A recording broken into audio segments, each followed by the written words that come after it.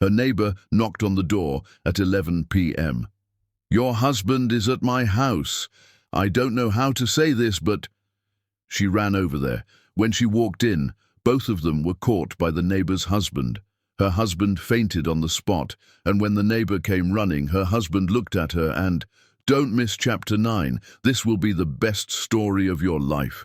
Hi, my beautiful family. Welcome back to Mr. Peter Stories, your own family channel. May the Almighty wrap every woman in a love so gentle it heals her pain, a peace so deep it softens every burden, and a strength so tender it carries her through every storm. May her heart be protected, her steps be guided, and her days be filled with blessings she never has to ask for. May she receive the same love she gives, the same care she pours out, and the same comfort she brings into every life she touches. You deserve heavens of respect, oceans of joy, and a lifetime of calm. My beautiful family, I see many of you watching but not liking, not commenting. Tell me honestly, have you forgotten your brother Mr. Peter, or do you feel I should stop writing these emotional messages? Your one comment gives me strength. If your heart is true, like the video. If your love is real, write, "I am with Mr. Peter." Let's start with love. The knock at 11 p.m. wasn't urgent. It was apologetic, which made everything worse. Chanel Henry looked up from her architectural blueprints, reading glasses sliding down her nose. The knock came again, softer this time, almost hesitant. She glanced at the clock on her office wall, 11:04 p.m. Anderson was still at his business dinner with the Japanese investors, probably wouldn't be home until after midnight. He'd been having a lot of late dinners lately. She walked to the front door, barefoot, still wearing her work clothes, black slacks and a silk blouse. When she opened it, her neighbor Isla Brennan stood there trembling, mascara streaked down her cheeks, wearing a burgundy silk robe that barely covered a black slip dress. "Chanel, Isla's voice cracked. "Your husband is at my house. I don't know how to say this, but you need to come over, please. I'm so sorry. I'm so sorry." The December air bit into Chanel's skin as she followed Isla across the lawn, but she barely felt it. Her mind was racing through possibilities. Accident, emergency, something wrong with Dominic. But why would Anderson be there? Why would Isla be crying? She burst through Isla's front door without knocking. The scene in the living room stopped her heart. Anderson sat on the cream sofa, his dress shirt half unbuttoned, collar smeared with foundation. His Hermes tie was draped over the armrest like a discarded thought. 2 wine glasses sat on the coffee table, one with a burgundy lipstick stain, the other bearing his fingerprints. A half-empty bottle of Chateau Margaux stood between them. His Rolex lay on the side table. His belt hung loose, unbuckled. The room reeked of Chanel No. 5, Isla's perfume. Dominic Brennan stood by the fireplace in his business suit, face twisted with rage and devastation, phone clutched in his hand. Anderson saw Chanel. The color drained from his face completely. He tried to stand, stumbled, reached toward her with desperate hands. "Chanel, it's not. This isn't. I can explain." Then he fainted. His 6'2" frame crumpled like paper. His head clipped the edge of the glass coffee table with a sickening crack before he hit the hardwood floor. Blood immediately welled from a gash above his left eyebrow. Isla screamed and rushed to him, not to Dominic, her own husband, but to Anderson. She dropped to her knees, cradling his bleeding head in her lap, sobbing hysterically. "Oh God, Anderson, wake up. Please wake up. Someone call 911. And Chanel saw it in that moment, the way Isla touched him, the raw terror in her eyes, the intimacy of how she held his face. This wasn't a one-time mistake. This was love. Anderson's eyes fluttered open briefly, and they locked on Isla, not Chanel. That look, desperate, consuming, world-ending love. The look he used to give Chanel in their early years, the look that said, "You're my everything." He was giving it to another woman. Dominic's voice cut through the chaos, eerily calm and broken. "Chanel, I just got home from a 3-day work trip to Seattle, walked in 20 minutes ago and found them like this." He paused, his jaw working. "I installed security cameras last month. I was traveling so much, wanted Ela to feel safe. I checked the footage just now while waiting for you." He looked at Chanel, and his eyes held the same devastation she felt blooming in her chest. "This has been going on for 6 months. 6 months, Chanelle. Every Tuesday and Thursday when I worked late. Every weekend I traveled. They've been—" He couldn't finish. 6 months. Half a year. While Chanel designed the cultural center that would define her career. While she planned their 10th anniversary trip to Greece. While she told her mother, "Anderson and I are in a good place, just busy." While she believed in her marriage. Paramedics arrived within minutes. They assessed Anderson quickly. Concussion, possible skull fracture, needed transport to the hospital. As they loaded him onto the stretcher, Isla tried to follow. The lead paramedic looked at Chanel. "Mom, are you his wife?" Chanel's voice came out cold as winter. "Yes, I'm his wife." Isla started forward. "But I should—" Chanel turned on her with a look that could shatter glass. "You should go back to your husband." She rode in the ambulance, not because she cared about Anderson's well-being, but because she needed to be there when he woke up. She needed to watch his world end the way hers just had. The hospital waiting room was harsh fluorescent lights and antiseptic smell. Anderson was in emergency care, CT scans, stitches, monitoring. Chanel sat perfectly still in an uncomfortable plastic chair while a nurse asked if she needed anything. "No, I'm fine." But she wasn't fine. She was calculating. Her mind, brilliant, strategic, lethal when focused, was already 3 steps ahead. She pulled out her phone and made 3 calls that would change everything. First, her lawyer, Margaret Chen. Voicemail at 1:03 a.m. "Margaret, it's Chanel. I need you first thing tomorrow morning. It's about Anderson. Start separation paperwork. I'll explain everything at 7 a.m. Second, her financial advisor, Richard Townsend. Voicemail at 1:06 a.m. "Richard, Chanel Henry. Emergency meeting tomorrow, 8 a.m. I need to understand every account, every investment, every asset tied to Anderson, especially the ones where I'm a co-signer or investor. This is urgent." Third, she didn't call. She opened her email and typed to the board secretary of Philip Enterprises, Anderson's company, where Chanel owned 30% of shares from her investment 3 years ago. Subject: Emergency Board Meeting Request, Shareholder Vote. "Patricia, this is Chanel Henry. As a 30% shareholder in Philip Enterprises, I'm invoking my right under Article 7.3 to call for an emergency board meeting within 72 hours. I'll be proposing a vote of no confidence in Anderson Phillips' leadership due to conduct detrimental to company reputation and fiduciary responsibility. Documentation to follow. Please notify all board members immediately. Chanel Henry." She hit send at 1:14 a.m. The waiting room hummed with vending machines and distant conversations. Chanel looked at her wedding ring, a flawless 3-carat diamond set in platinum, designed by Anderson himself for their wedding day.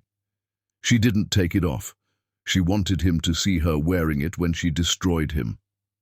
At 3:22 a.m., a doctor approached. "Mrs. Phillip, your husband is awake. Mild concussion, 6 stitches. He'll be fine physically. You can see him now." Chanel walked into his room like she was walking into a boardroom negotiation. Anderson lay propped up in the hospital bed, white bandage over his left eyebrow, IV in his arm. He looked small, vulnerable, pathetic. When he saw her, he started crying immediately. "Chanel, baby, please." She held up one hand. Her voice was so calm it terrified him. Don't baby me. Don't cry. Don't apologize yet. I'm going to ask you questions, and you're going to answer them honestly, because this is the last conversation we'll ever have as husband and wife." Anderson sobbed. "No, please, we can fix this." "How long?" Chanel asked. "What? How long with Isla?" Silence. "Answer me, Anderson." 6 months, he whispered. "Do you love her?" More silence. This silence was the answer. "Say it," Chanel demanded. "If you ever loved me, if you ever respected me, say it out loud." Anderson's voice broke. Yes, I love her. God help me, I do. Chanel nodded once, as if he'd just confirmed a calculation she'd already made. Did you ever plan to tell me? Or were you just going to keep me as your wife while you loved her? I was confused. I didn't know how to answer the question. I don't know what I was going to do. Chanel pulled off her wedding ring and set it on the rolling table beside his bed. The sound of platinum hitting laminate was louder than it should have been. You don't have to figure it out anymore, she said quietly. I'm filing for separation in the morning. I've already called an emergency board meeting to vote you out as CEO of Philip Enterprises. I own 30% of your company, Anderson. Did you forget that when you were unbuttoning your shirt in our neighbor's living room? Anderson's face went white. You can't. The company... I can, and I will. You want to know why? Chanel leaned forward, and her next words were surgical. Because you didn't just betray me as your wife. You betrayed me as your business partner, as the woman who invested her own money in your dream when no one else would. You risked everything I helped you build for 6 months of cheating with a woman whose husband installed cameras she didn't even know about. She straightened, adjusting her blouse. The Chanel you knew, the one who loved you, who trusted you, who built a life with you, she died tonight in Isla's living room. The woman standing in front of you now is someone you don't want to cross. Anderson reached for her hand. She stepped back. Don't touch me. Don't call me. Don't come to the house. Your belongings will be in storage by tomorrow afternoon. My lawyer will contact yours. Chanel, please, just let me explain why. She turned at the door, and her smile was cold enough to frost the windows. I don't need to know why, Anderson. I already know. You were weak, and she was available. That's all cheating ever is. What you need to understand is this. You're about to find out what it costs to betray a queen. She walked out and didn't look back. By dawn, Anderson's belongings were in a storage unit across town. By 7 a.m., Chanel sat in her lawyer's office with coffee and separation paperwork. By 8 a.m., her financial advisor had flagged every account where Anderson's assets touched hers. By 9 a.m., every board member of Philip Enterprises had received notice of an emergency meeting in 72 hours.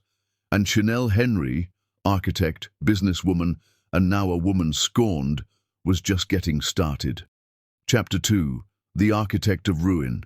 They say revenge is a dish best served cold, but Chanel Henry served it frozen, calculated, and with surgical precision.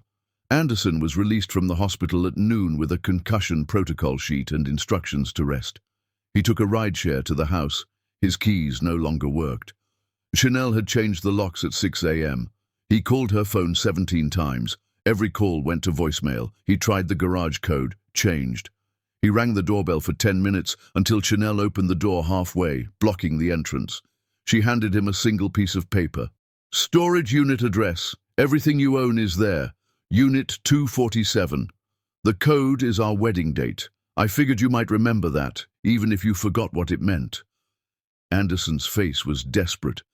Chanel, please, just let me come inside so we can talk. Talk? Her laugh was sharp as broken glass. You had 6 months to talk to me, Anderson. 6 months to tell me you were unhappy. You chose to spend that time unbuckling your belt in her living room instead. It wasn't like that. It was exactly like that. I saw the wine glasses. I saw your watch on her table. I saw the way she touched you when you were bleeding on her floor. Chanel's voice didn't rise, but it cut deeper than screaming. I saw the way you looked at her. That's what hurts most. Not that you slept with her, that you loved her. His eyes filled with tears. I'm sorry. God, Chanel, I'm so sorry. Sorry doesn't pay back 6 months of my life. Sorry doesn't undo the humiliation of finding my husband half-dressed in another woman's house. Sorry is what you say when you step on someone's foot, not when you deliberately destroy their world. She started to close the door. Anderson shoved his foot in the gap. Where am I supposed to go? Chanel looked at his foot, then at his face. That's not my problem anymore. But I'd suggest you don't go to Isla's house. Dominic filed for divorce this morning. She kicked his foot out and closed the door. The emergency board meeting of Philip Enterprises convened at 2 p.m. in the glass-walled conference room. 12 board members sat around the table, their faces ranging from confused to concerned. Anderson arrived 10 minutes late, still wearing yesterday's wrinkled shirt. Chanel was already seated, wearing a charcoal grey power suit, hair pulled back in a sleek bun, makeup flawless. She looked like she'd slept 8 hours instead of 0. Anderson's business partner Marcus Reeves cleared his throat. "Anderson, what's this about? Patricia's email said Chanel called an emergency meeting." "I did." Chanel's voice silenced the room. She stood, holding a leather portfolio. "As a 30% shareholder of this company, I'm invoking my rights to address matters affecting company stability and leadership." She pulled out documents, sliding them across to each board member. "What you're looking at is a motion of no confidence in Anderson Phillip as CEO, along with supporting documentation that his recent personal conduct poses significant risk to our company's reputation, our investor relationships, and our upcoming merger with Takashi Industries." Anderson shot to his feet. "Chanel, you can't do this." "I can, and I am. Sit down, Anderson."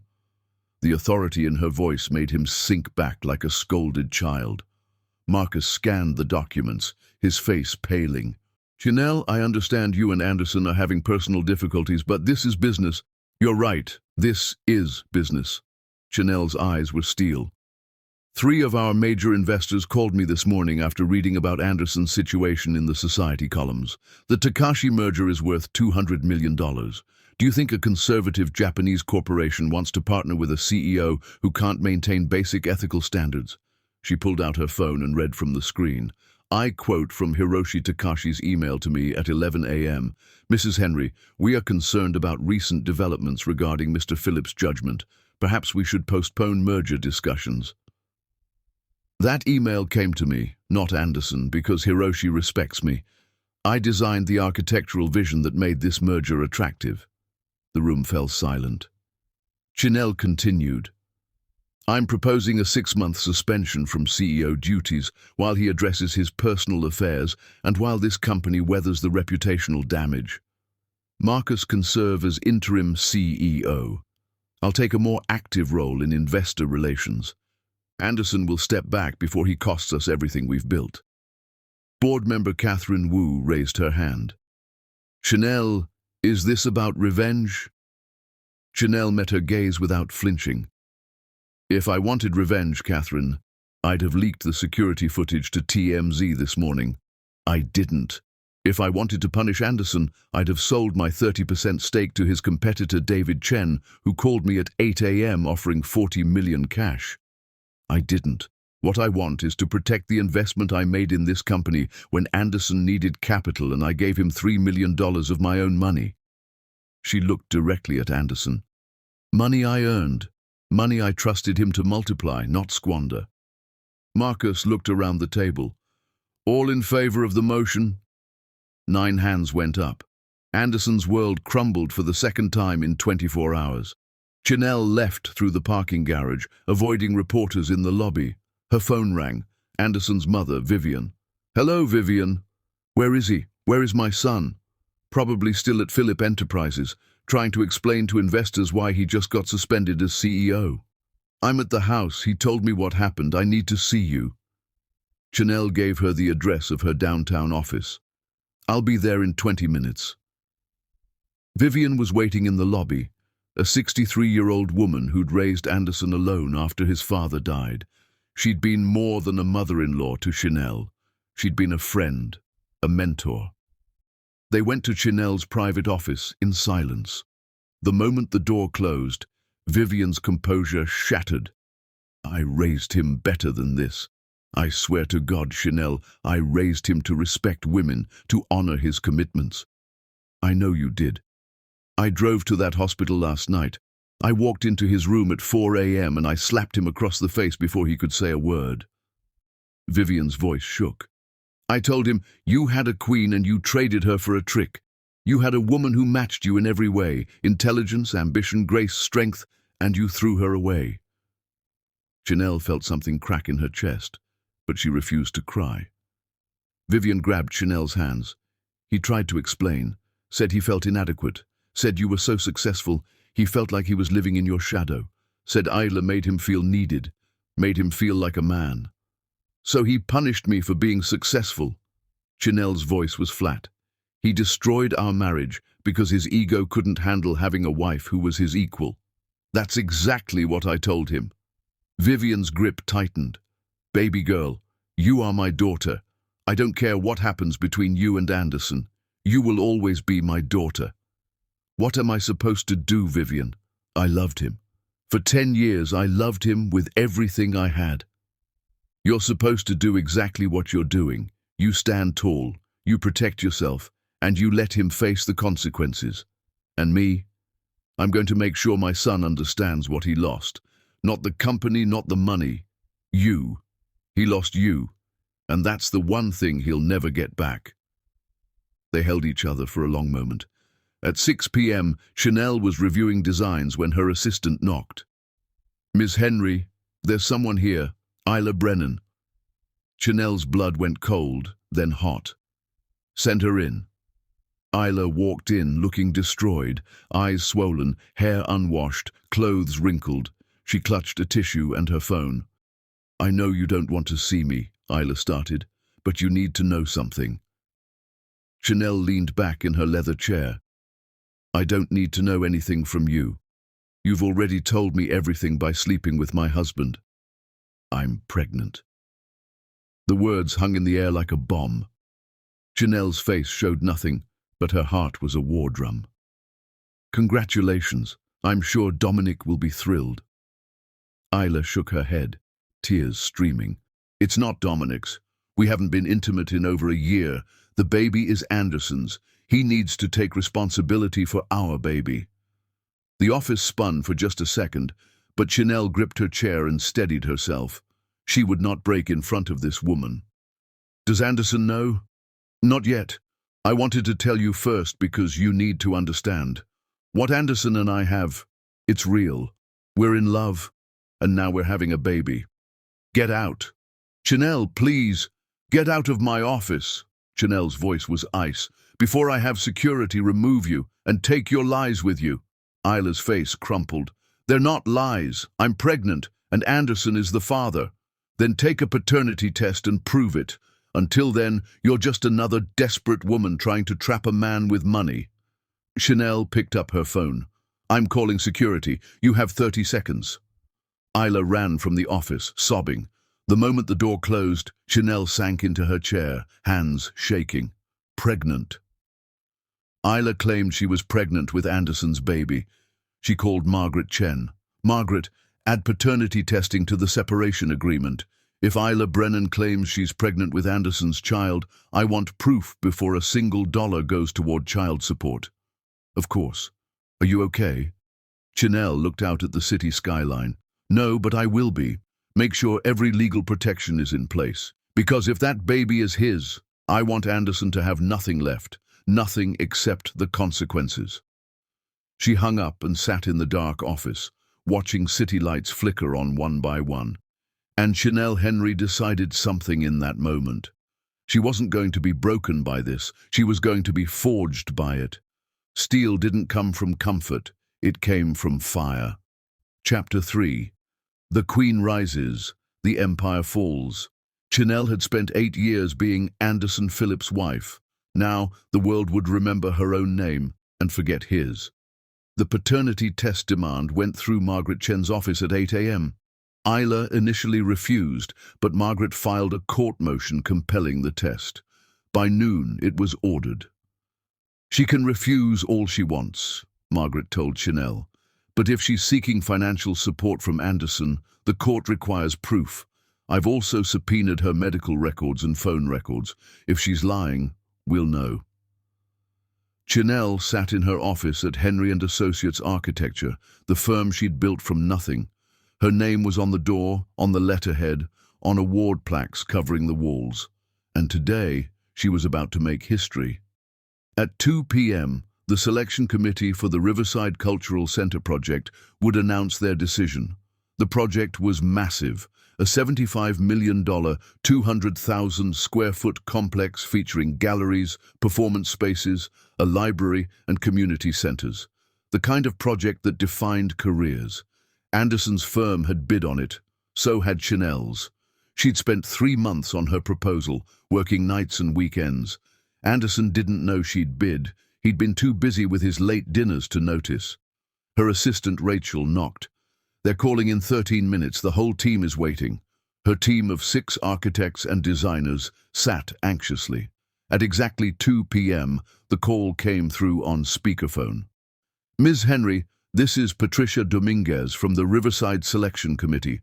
I'm pleased to inform you that Henry & Associates Architecture has been selected as the lead firm for the Riverside Cultural Center project." The room erupted in cheers. Rachel started crying. Chanel smiled, a real smile, the first genuine one in 3 days.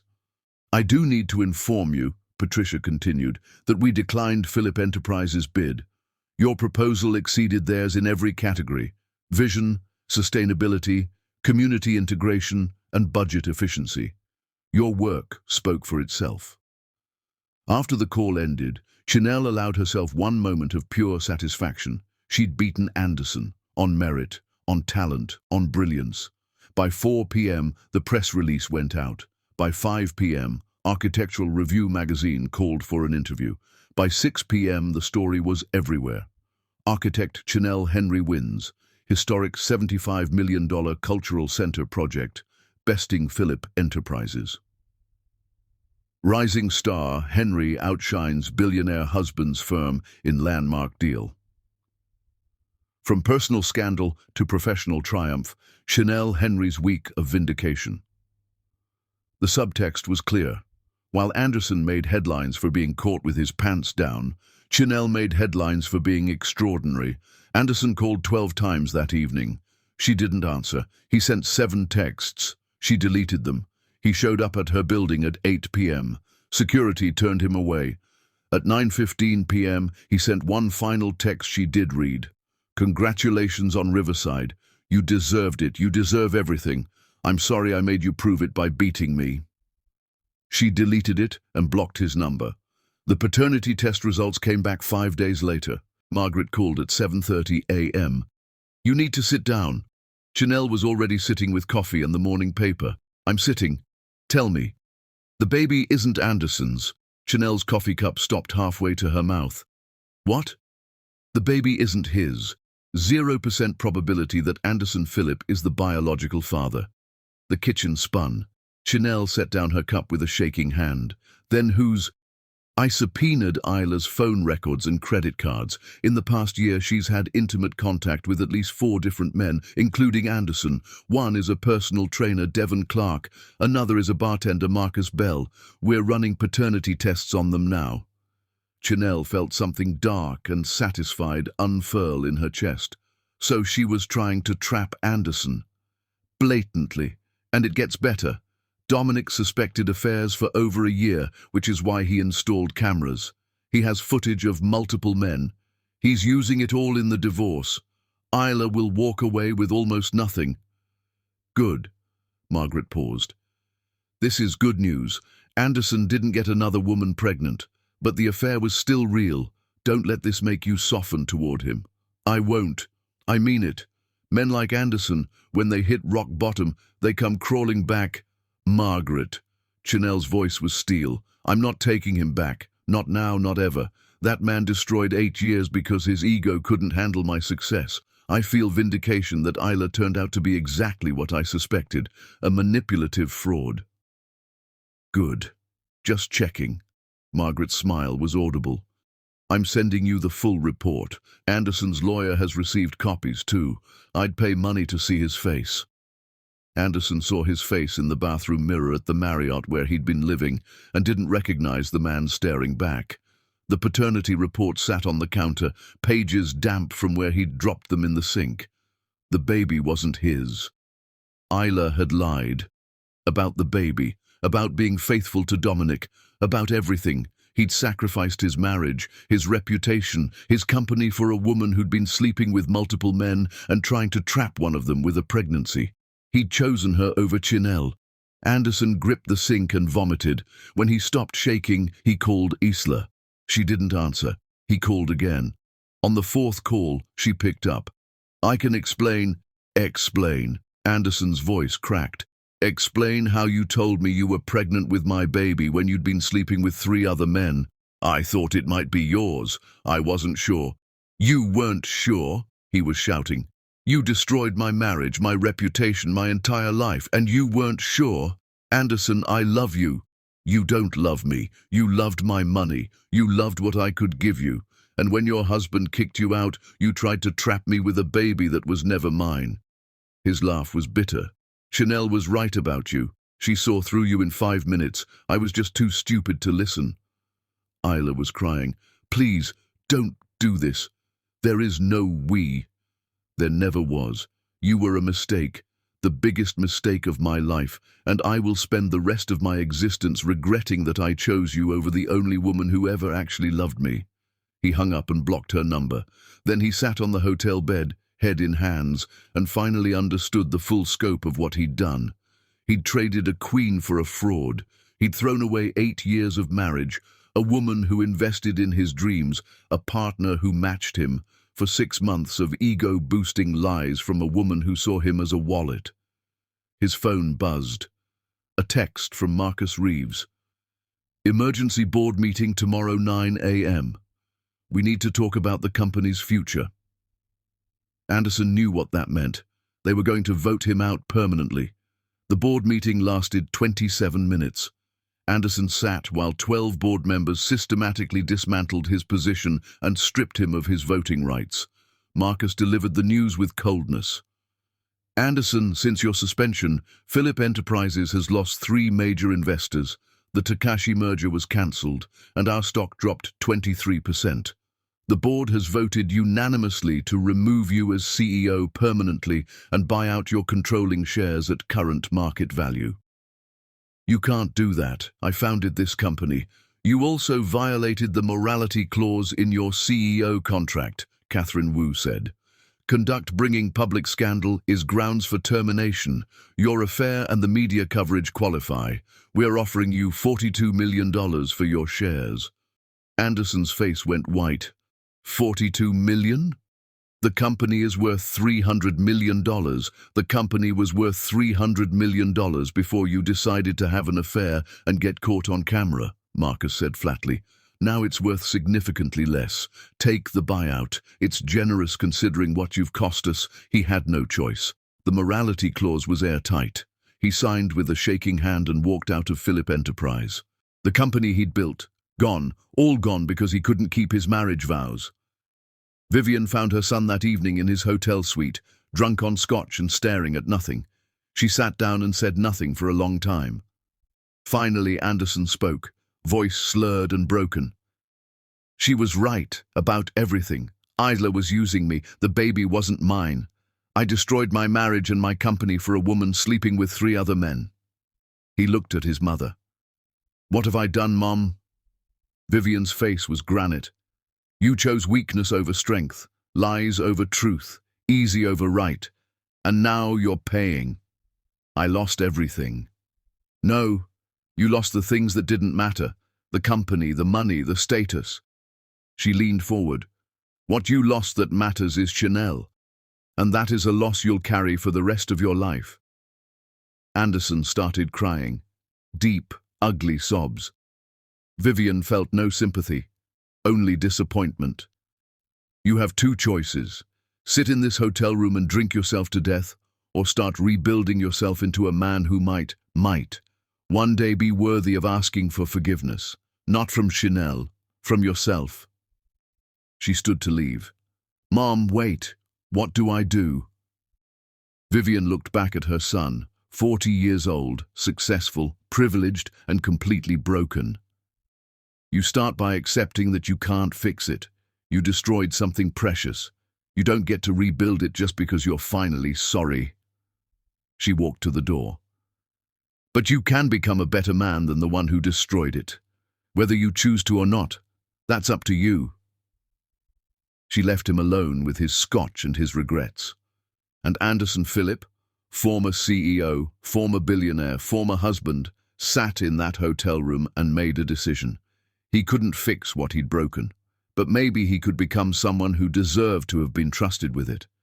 The question was, where does a broken man even begin? Chapter 4. The Ghost of the Man. He was watching someone's empire crumble should feel like victory, but Chanel Henry was too busy building her own empire to notice. 3 months passed. Chanel was thriving. Her face appeared on the cover of Architecture Today magazine with the headline, "The Woman Redefining Urban Cultural Spaces." The Riverside Cultural Center project was underway, and she'd been invited to speak at 3 international conferences. Her firm had hired 4 new architects to handle the influx of clients.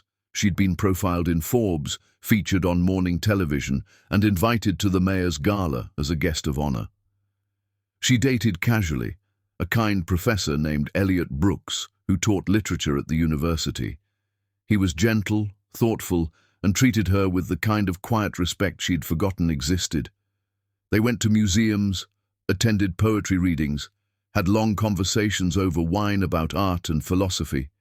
He never pushed for more than she was ready to give. Anderson, meanwhile, had vanished. No one knew where he was. His phone was disconnected. His social media accounts were deleted. Mutual friends reported he'd sold his Mercedes and his downtown condo. The hotel where he'd been staying said he'd checked out 6 weeks ago. Vivian was the only one who knew, and she wasn't telling anyone, not even Chanel. "He's alive, he's safe, and he's making choices," Vivian said when Chanel asked during one of their monthly lunches. "That's all I can tell you." "I don't care where he is," Chanel replied, cutting into her salad. "I just want to make sure he's not going to show up and cause problems during the separation proceedings." "He won't. He signed everything Margaret sent him. The separation is final next month." Chanel nodded, feeling nothing. The woman who'd loved Anderson Phillip felt like a stranger now, someone young and naive who'd believed in forever. But curiosity gnawed at her. Where had Anderson gone? What was he doing? She found out by accident. One Tuesday morning, Chanel's nephew Darius, her younger sister Nia's 17-year-old son, called her crying from the local precinct. He'd been arrested for joyriding in a car that belonged to his friend's older brother. Chanel dropped everything and drove to the station. When she arrived, Darius was sitting in the waiting area with a man in work clothes, jeans, a faded grey t-shirt, work boots covered in dust. The man had his arm around Darius's shoulders, talking to him quietly. Chanel stopped dead. The man was Anderson, but not the Anderson she'd known. This Anderson was lean, almost gaunt. His hair was longer, unstyled. His hands were calloused and scarred. He had a tan from working outdoors. He wore no watch, no expensive clothes, no trace of the billionaire he'd been. He looked up and saw her. Something flickered in his eyes. Pain, regret, resignation. But he didn't move. "Auntie Chanel!" Darius jumped up, wiping his eyes. "I'm so sorry, I didn't mean to—" She hugged him tight. "We'll talk about it later. Are you okay?" "Yeah. Uncle Andy bailed me out and talked to the police. They're not pressing charges because it's my first offense and I returned the car. I just have community service." Chanel looked at Anderson over Darius's head. "You bailed him out?" Anderson stood, keeping his distance. "Vivian called me. She was in Chicago for a conference and couldn't get back in time. She asked if I could help." His voice was different, quieter, humbler. "I hope that's okay." "Where did you even—" Chanel stopped herself. "Never mind. Thank you for helping him." "Of course." Anderson looked at Darius. "Kid, I'm going to head out. Remember what we talked about, okay? Bad choices don't have to define you, but you have to learn from them." Darius nodded. "Thanks, Uncle Andy. Thank you, Mr. Phillip." "Andy is fine." Anderson picked up a worn canvas backpack from the chair. "Take care of yourself." He started toward the door. "Anderson, wait." He stopped but didn't turn around immediately. When he did, his eyes were careful, guarded. Yeah? Where are you living? Why? Because I need to know for the separation paperwork. Margaret needs an address. He pulled a business card from his wallet and handed it to her. The card was simple. New Hope Construction, Anderson Phillip, General Labor. An address in the warehouse district. Chanel stared at it. You're working construction? I'm working, period. It's honest work. It's what I can get. He shifted his backpack. I need to get back to the site. I'm glad Darius is okay. He walked out before she could respond. Darius looked at Chanel with confusion. Auntie, why was Uncle Andy dressed like that? And why did he look so different? Chanel folded the business card and put it in her purse. Because people change, Darius. Sometimes because they want to. Sometimes because they have to. That evening, Chanel sat in her home office staring at Anderson's business card. Construction work. General Labor. The man who'd owned a $300 million company was swinging hammers and carrying lumber. She told herself she didn't care. His choices, his consequences, his life. But curiosity won. The next day, she drove to the address on the card during her lunch break. It was a construction site in the warehouse district, a massive renovation project turning old industrial buildings into mixed-use residential and retail space. She parked across the street and watched. Anderson was there, working on a scaffold 3 stories up. She recognized him by his build, his movements. He was hauling materials, following directions from the foreman, working alongside men half his age. During a water break, she saw him sitting on a stack of lumber, eating a sandwich from a paper bag, laughing at something another worker said. He looked content, not happy exactly, but at peace in a way she'd never seen him when he'd been running his empire. A tap on her car window made her jump. Vivian stood there with 2 cups of coffee and a knowing smile. Chanel rolled down the window. Are you following me? No, baby girl, I'm following my son. I come here twice a week to check on him. Vivian handed her a coffee. Get out. Let's talk. They sat on a bench in a small park across from the construction site. How long has he been doing this? Chanel asked. 2.5 months. He started the day after he signed the company buyout papers. Vivian sipped her coffee. He sold everything. The condo, the cars, the watch collection, everything. Put half the money in a trust for charity. The other half he invested conservatively for his future. Then he got a studio apartment for $800 a month and started applying for jobs. Construction. He applied everywhere. This was the first place that hired him. He works 45 hours a week, takes home about $600. He's been attending church every Sunday, therapy twice a week, and he volunteers at the homeless shelter on Saturdays. Chanel watched Anderson move across the scaffold, confident and capable despite the humble work. Why? Because he finally realized that everything he had before, the money, the power, the status, it was all built on a foundation of ego and entitlement. When that crumbled, he had nothing left but himself, and he didn't like who that self was. Vivian looked at Chanel. He's not doing this to win you back. He knows that's not possible. He's doing it because he needs to rebuild himself from the ground up. Has he asked about me? Never. He asked me once if you were safe and happy. I told him you were thriving. He said, good, that's how it should be. That's the only time he's mentioned you in 3 months. Chanel felt something twist in her chest, not longing exactly, but a strange respect for the discipline it must take to stay silent when you've lost everything. Don't confuse this for redemption, Vivian said quietly. Redemption is what other people give you. This is rehabilitation, what you give yourself. Anderson is becoming a better man, but that doesn't mean he deserves forgiveness. It just means he's finally growing up. They sat in silence, watching the construction site. After a while, Chanel stood. I need to get back to work. Are you going to talk to him? No. His journey is his own. Mine is mine. They don't need to intersect. But as she drove away, Chanel kept the business card in her purse instead of throwing it away, and she couldn't quite explain why. 2 weeks later, Chanel's father Leonard had a heart attack. It happened at 3 a.m. Her mother Frances called, hysterical. "Baby, you need to come to Mercy Hospital right now. Your father, he collapsed. They're doing surgery." Chanel threw on clothes and drove through empty streets, her hands shaking on the wheel. Her father was only 65, healthy and active. This couldn't be happening. She arrived at the hospital at 3:47 a.m. Her mother and sister Nia were in the surgical waiting room, clutching each other and crying. "What happened?" Chanel asked, holding them both. "He was getting water and just collapsed," Frances sobbed.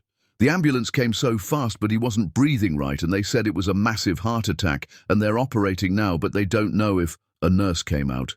"Family of Leonard Henry." They all stood.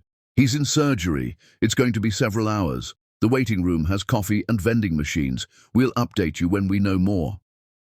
Several hours turned into 6, then 8, then 10. At noon, Chanel went to get coffee for everyone. When she came back, someone was sitting with her mother and sister, Anderson.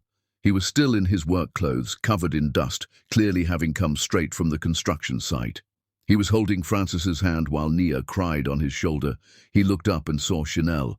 "I'm sorry, Vivian called me. I was at the site and I wanted to be here, for your family. I can leave if—" "No." The word came out before Chanel could think. "Stay." Anderson looked surprised, but nodded. He stayed for 18 hours. He brought food from the cafeteria. He called relatives with updates so Frances didn't have to repeat the story. He sat with Nia when she had a panic attack, talking her through breathing exercises he'd learned in therapy. He never asked for recognition, never tried to talk to Chanel alone, never made it about himself. At 8 p.m., the surgeon came out. "Mrs. Henry, your husband is stable. The surgery was successful. He's going to need extensive recovery and cardiac rehab, but he's going to be okay." Frances collapsed in relief. Anderson caught her and held her while she sobbed into his shoulder. "Thank you, Jesus," Frances whispered. "Thank you." Chanel watched Anderson hold her mother, this man who'd destroyed their family with his betrayal, now holding them together in their crisis, and felt something crack open inside her. Not forgiveness, not even close, but recognition.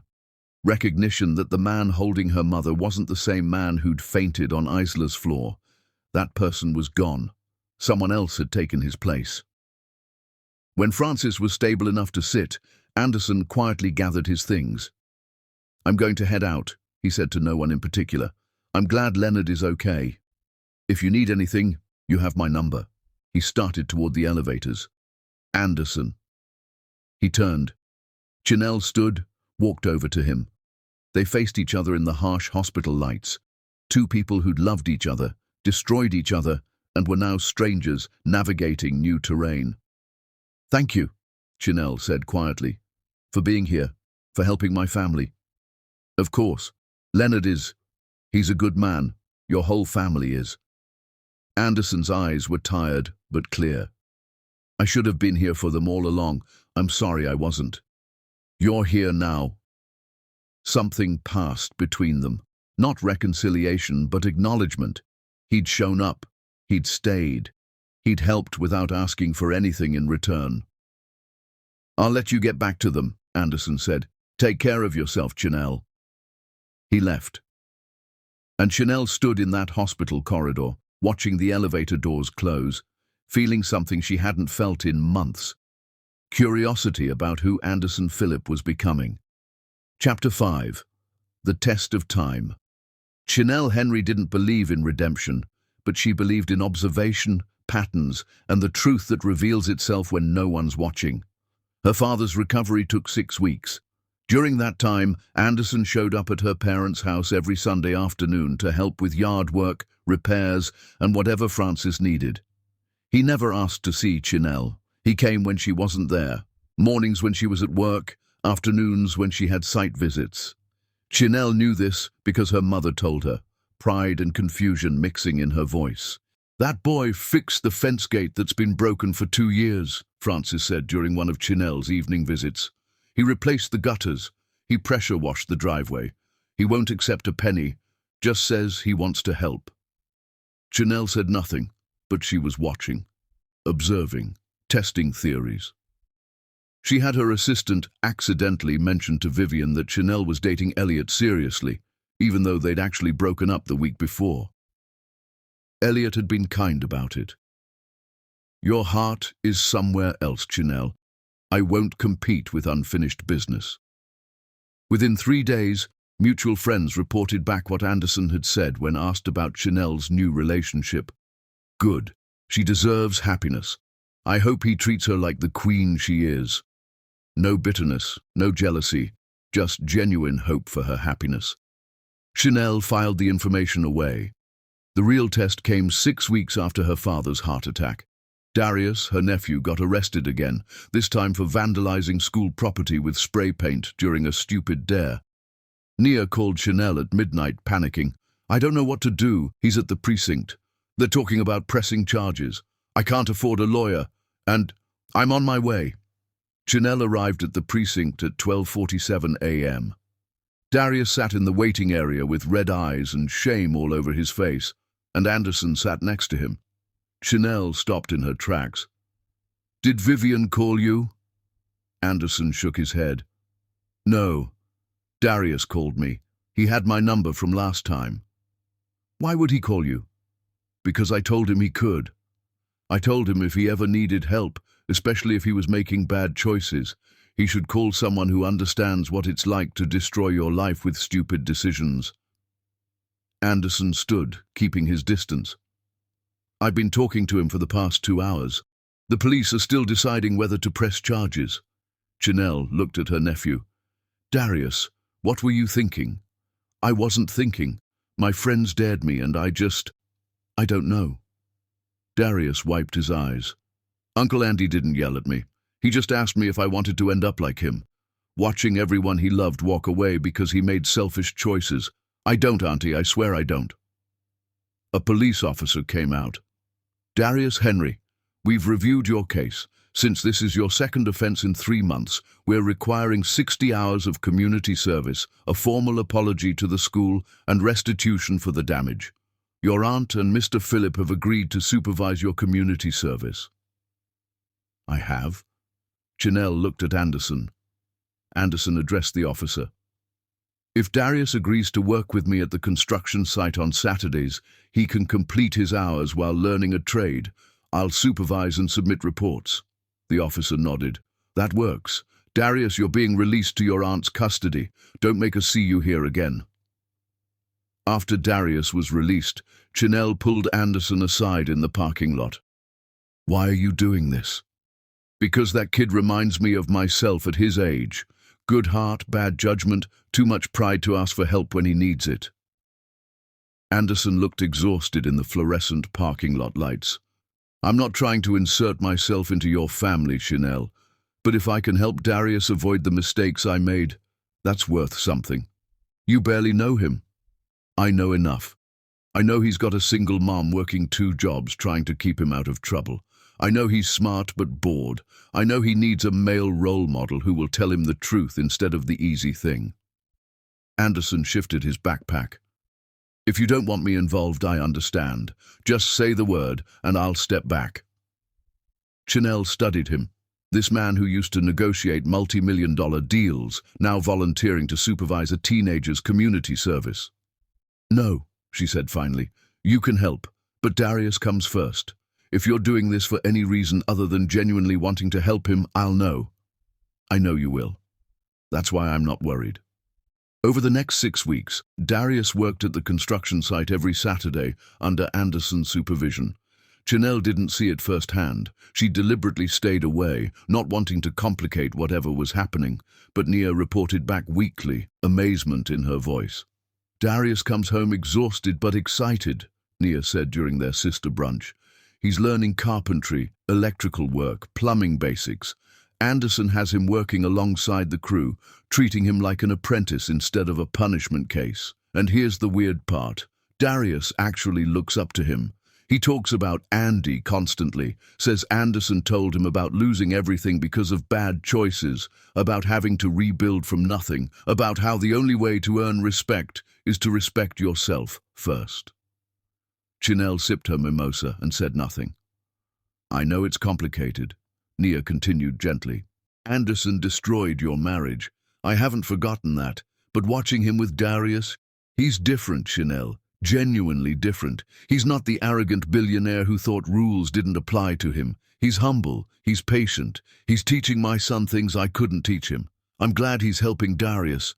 But, no but, I'm genuinely glad. Chanel set down her glass. Anderson becoming a better person doesn't erase what he did to me. It doesn't require me to forgive him or take him back or even like him. It just means he's growing up. Finally. Nia studied her sister. Do you ever wonder what would happen if you gave him another chance? No? Liar? Chanel met her sister's eyes. Fine. Yes, I wonder. I wonder if this change is real or performance. I wonder if he'd revert to his old self the moment he got comfortable again. I wonder if I'm stupid for even considering whether someone who betrayed me so completely deserves a second thought. She looked away. But wondering doesn't mean forgiving. And forgiving doesn't mean forgetting. What Anderson did to me. Nia, I found him half-dressed in another woman's house. I watched him faint because he got caught. I listened to him tell me he loved her. That doesn't just disappear because he's volunteering at shelters and working construction. I know, I'm not telling you to forgive him. I'm just saying, keep watching, that's all. Chanel did watch. Not overtly, but carefully. She showed up unannounced at the construction site one Saturday morning, claiming she wanted to check on Darius. Anderson was up on the scaffold, teaching Darius how to properly secure safety harnesses. He didn't see her arrive.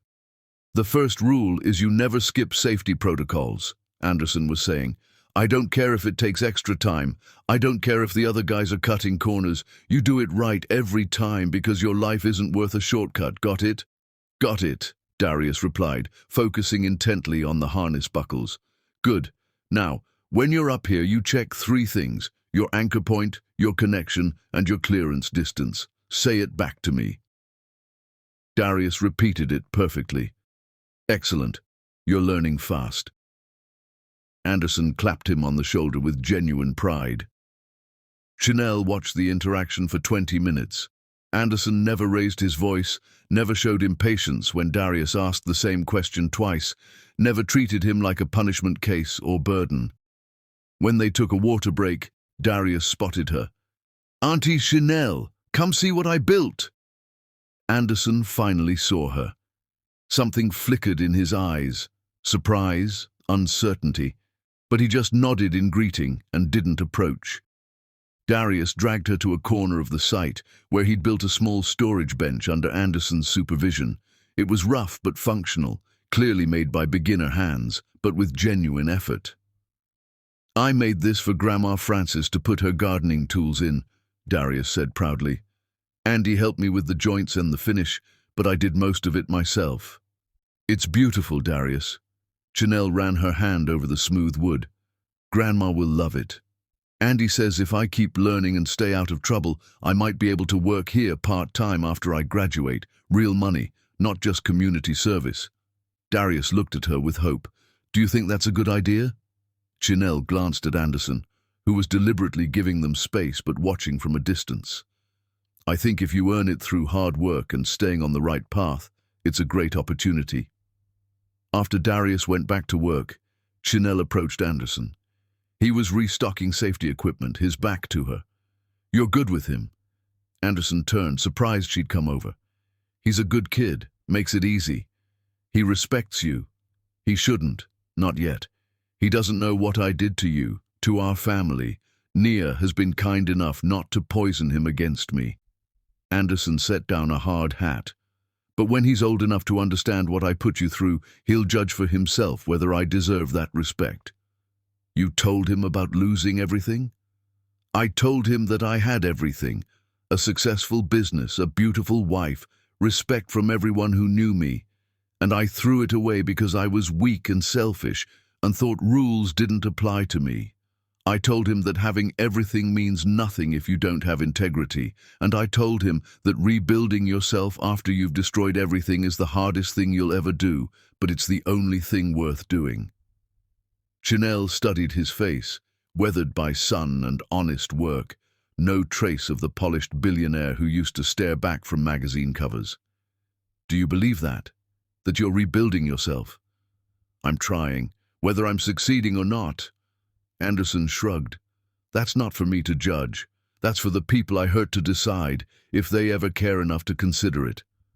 And if they never do, then I keep doing the work anyway, because becoming a better man can't be conditional on forgiveness.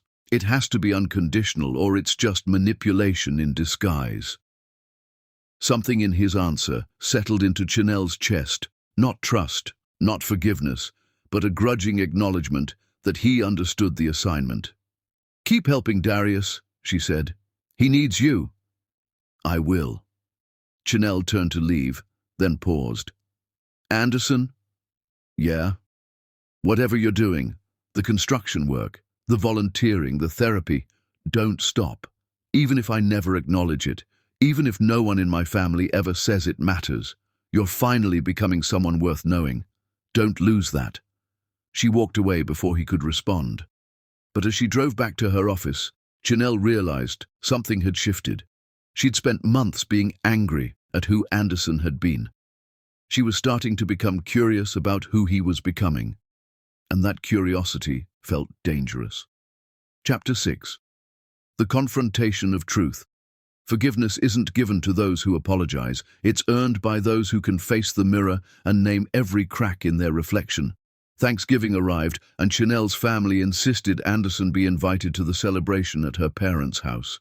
Baby, that boy has been helping us for months, Francis said, when Chanel protested. He fixed your father's wheelchair ramp. He does our yard work. He drove your father to 3 cardiology appointments when I had to work. The least we can do is feed him turkey. Mom, he cheated on me. He destroyed our marriage. I know that. Believe me, I haven't forgotten. But people change, baby girl. And that man has changed. You don't have to forgive him. You don't have to like him. But you can share a meal with him at your parents' house on Thanksgiving. Chanel wanted to refuse, but her father added his voice, still weak from recovery. Chanel Bear, that young man saved my life. The doctor said if he hadn't driven me to that cardiology appointment when my medication wasn't working, I wouldn't have made it to the ER in time. Let him come to Thanksgiving. I want to thank him properly. So Anderson came to Thanksgiving. He arrived at 2 p.m. with a homemade apple pie, not store-bought, actually homemade, explaining he'd learned to bake in the cooking class at the community center, and a bouquet of flowers for Francis. He wore simple clothes, khaki pants and a button-down shirt, nothing expensive, nothing flashy. His hands were clean but calloused from work. Chanel watched him interact with her family from the kitchen where she was mashing potatoes. Anderson sat at the kids' table by his own choice, talking animatedly with Darius and his younger cousins about building things, about how science made construction possible, about why measurements had to be exact. The old Anderson would have held court at the adults' table, dominating conversations about business and money. This Anderson seemed content to let the children teach him how to play their video games. During dinner, Francis insisted Anderson sit next to Leonard. Anderson, your father and I want to thank you, Leonard said, his voice still raspy from his ordeal. For everything you've done these past months, the yard work, the repairs, the medical appointments, you didn't have to do any of it. Anderson set down his fork. Mr. Henry, I failed your daughter in the worst way possible. Helping you is the least I can do, and it doesn't even begin to make up for what I put this family through. We're not talking about making up for anything, Francis said firmly. We're talking about gratitude. You've shown up when we needed help. That matters. The table fell quiet, everyone watching the exchange. Chanel's sister Nia broke the silence. Anderson, can I ask you something? Of course.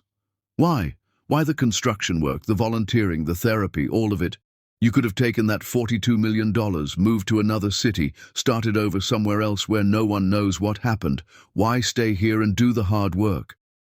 Anderson was quiet for a long moment. When he spoke, his voice was steady but raw. Because running away would have been easier, and I've taken the easy path my entire life. when I felt inadequate compared to Chanel's success. Instead of talking to her about it like an adult, I took the easy path and had an affair with someone who made me feel important. When I got caught, I could have faced it head on, but I fainted instead. The easy path. When I lost my company, I could have blamed everyone else, but the truth is, I destroyed it myself, and accepting that truth was necessary, even though it wasn't easy. He looked around the table, meeting each person's eyes. I stayed here because this is where I caused the damage.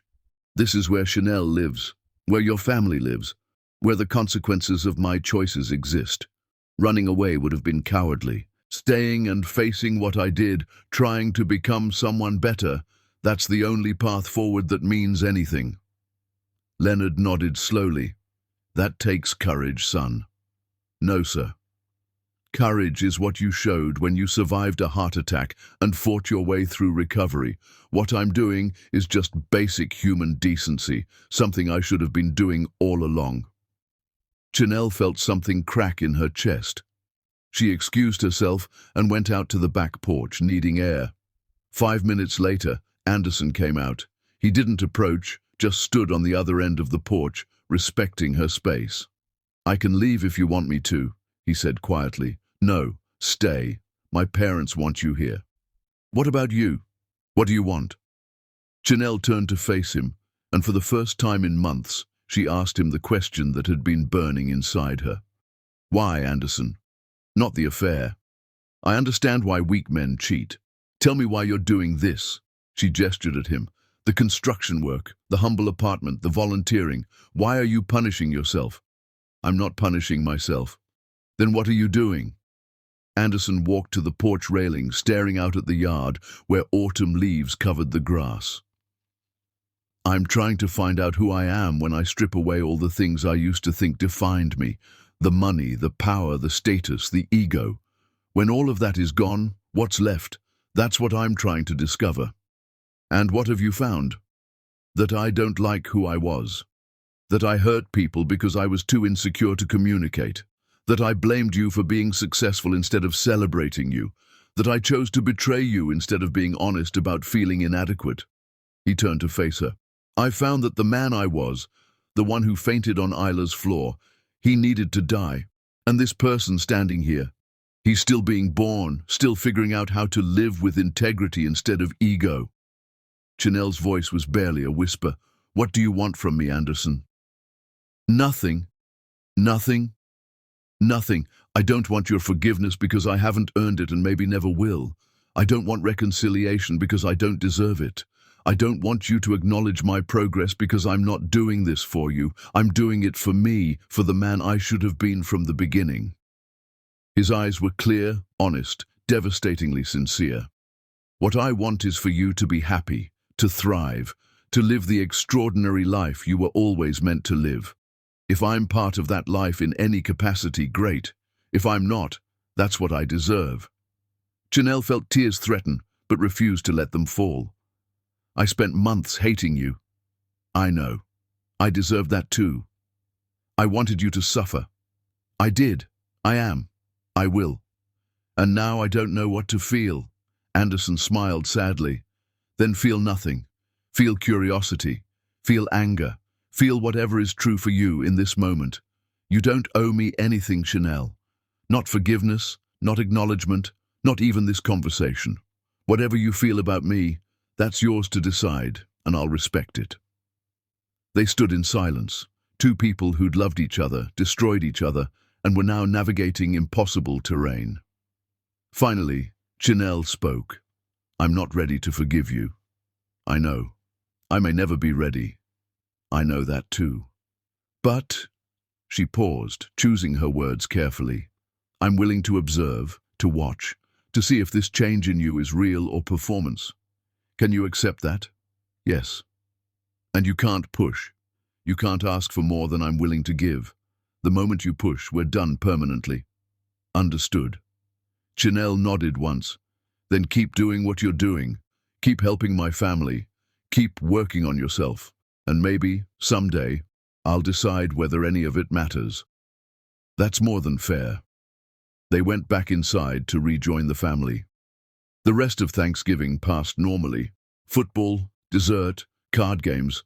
Anderson never tried to sit near Chanel, never tried to talk to her privately again, never overstepped.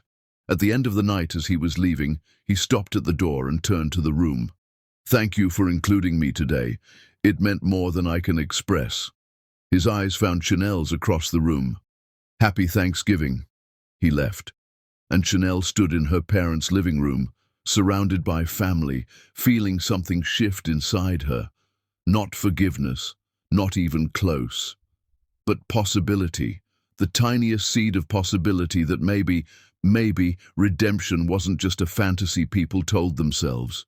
Maybe it was a choice you made every single day until it became who you were. Chapter 7. The Gauntlet. She builds Chanel. Henry had no interest in making Anderson suffer, but she had every interest in making him prove his transformation wasn't a performance. December arrived, and with it, the finalization of their legal separation. Chanel's lawyer Margaret Chen handled everything with efficient coldness, ensuring every asset was divided, every account separated, every legal tie severed, except the final divorce decree that would come in 6 months. "You're officially separated," Margaret told her over coffee. "He signed everything without contest, didn't argue about a single asset division. He even insisted you keep the vacation home in the Hamptons because, and I quote, she designed the renovations and it should belong to her." Chanel felt nothing. Good. I have to say, in 23 years of family law, I've never seen someone surrender assets so completely. Most men in his position fight tooth and nail to keep whatever they can. Margaret studied Chanel. "Are you having second thoughts?" "About what?" "About any of this. The separation. Anderson. All of it." "No second thoughts. I'm just watching." "Watching what?" Chanel set down her coffee cup. "Watching to see if this transformation is sustainable. Anyone can be humble for 6 months. Can he be humble for a year, 2 years, 10 years? Can he maintain this version of himself when life gets hard again? Or will he revert to his old self the moment he feels successful?" Margaret smiled. "So you're testing him." "I'm observing." Semantics. But be careful, Chanel. Observation can turn into hope, and hope can turn into vulnerability. Don't let him hurt you again. "I won't." But Chanel was already building her tests. Test 1. Public humiliation. Chanel's architecture firm was invited to the Mayor's Gala for Urban Development, the social event of the season, attended by every influential person in the city's business and political circles. Chanel was being honored with the Urban Visionary Award for her Riverside Cultural Center design. Anderson would be there. He'd been invited before the scandal when he was still CEO of Philip Enterprises. He could have declined after his public downfall, but Chanel learned from Vivian that he planned to attend. "Why would he go?" Chanel asked. "Everyone will stare at him, judge him." "Because he was invited," Vivian replied simply, "and he says hiding from judgment is the coward's way." Chanel made sure she had a +1, Elliot, her ex-boyfriend, who agreed to accompany her as a friend. She wore a stunning emerald green gown that made her look like royalty. When she walked into the ballroom, heads turned. Anderson was already there, sitting at a table in the back corner, not the VIP section where he used to hold court, but in general seating. He wore a simple black suit, nothing designer, and sat alone. People whispered and pointed, but he didn't hide. When Chanel accepted her award, she gave a powerful speech about resilience, about building beautiful things from broken foundations, about rising after devastation. She never mentioned Anderson by name, but everyone in the room knew who she was talking about. She watched his face during her speech. He didn't look angry or ashamed. He looked proud of her. After the ceremony, several former business associates approached Anderson's table, not to support him, but to publicly cut ties with sharp comments about scandal and reputation. Chanel watched from across the room as Anderson took every barb with grace, never defending himself, never lashing out. One man, David Chen, the competitor who'd tried to buy Chanel's shares, was particularly cruel. "Anderson, How does it feel to watch your wife succeed while you're working construction? Must be quite the ego blow. Anderson's response was quiet but clear. It feels appropriate. She's brilliant, and I'm grateful I get to watch her shine even if I'm not standing beside her anymore. David laughed mockingly and walked away. Chanel felt anger rise in her chest, not at Anderson but at David's cruelty. She found herself walking across the ballroom before she could stop herself. Anderson looked up, surprised as she appeared at his table. "May I sit?" she asked. "Of course." She sat across from him, and the ballroom immediately erupted in whispers. Chanel Henry, the woman of the hour, sitting with her disgraced ex-husband. Cameras flashed. "You didn't have to come tonight," Chanel said quietly. "I was invited, seemed wrong to decline. People are being cruel to you. They have every right. I humiliated myself publicly. This is the consequence. You could defend yourself." "Defend what?" "I did exactly what they're judging me for. Defending it would be dishonest." Anderson looked at her award sitting on the table. "Your speech was beautiful. Everything you've built is beautiful. I'm proud of you, even if I have no right to be." Chanel studied his face. No resentment, no bitterness, just genuine admiration. "You could hate me for this, for being successful while you're struggling." "Why would I hate you for being exactly who you've always been? You didn't change, Chanel. I did. For the worse, and now I'm trying to change back into someone decent. Your success doesn't threaten me anymore. It inspires me to work harder on becoming worthy of having known you." Something in his answer settled into her chest. He'd passed Test 1. Test 2. Financial pressure. 3 weeks later, Chanel's lawyer called with unexpected news. "Anderson's asking for a loan," Margaret said, confusion in her voice. "He needs $15,000 for something, and his credit is destroyed from the company buyout complications. He's asking if you'd lend it to him. He's offering to pay you back at whatever interest rate you set, with a formal contract." Chanel's blood ran cold. "What does he need $15,000 for?" "He wouldn't tell me. Said he'd only explain if you agreed to meet with him about it." This felt like a trap. The old Anderson asking for money, trying to manipulate her into helping him. "Tell him no." "Are you sure?" He seemed, "Tell him no." But curiosity ate at her. What did Anderson need $15,000 for? Was he falling back into old patterns, spending money he didn't have on things he didn't need? 3 days later, Vivian called. "Baby girl, I need to tell you something about Anderson.